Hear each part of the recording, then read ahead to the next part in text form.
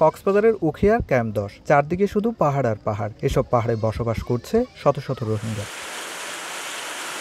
মঙ্গলবার রাত থেকে শুরু হয় বৃষ্টি, কখনো ভারী আবার কখনো মাঝারি। টানা বৃষ্টিপাতের কারণে মধ্যরাত থেকে বুধবার সকাল পর্যন্ত উখিয়ার 1, 8, 9, 10 ও 14 নম্বর ক্যাম্পে পাহাড় ধস হয়। এতে মারা যান 2 জন স্থানীয় বাসিন্দা সহ 10 জন। 10 জন মারা গেছে। সাধারণ রোহিঙ্গাদেরকে নিরাপদ জায়গায় অবস্থান নেওয়ার জন্য বলছি।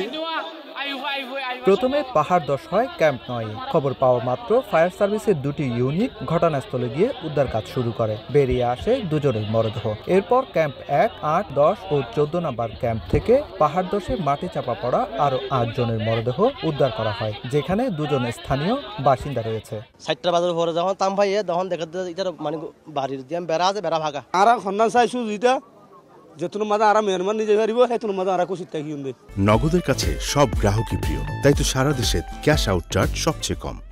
ঘটনার পরপরই সেখানে উৎসুক রোহিঙ্গা ভিড় করে। পরে আইনশৃঙ্খলা বাহিনী এসে পরিস্থিতি নিয়ন্ত্রণে আনে আর ঝুঁকিপূর্ণ স্থান থেকে সরে যেতে আশ্রয় নেয়াদের সচেতন করা হচ্ছে বলে জানিয়েছে ফায়ার সার্ভিস।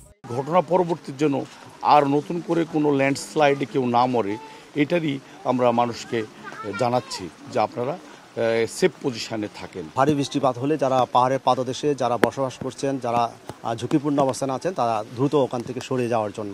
গত 24 ঘন্টায় কক্সবাজারে 63 মিলিমিটার বৃষ্টিপাত রেকর্ড করেছে আবহাওয়া অফিস।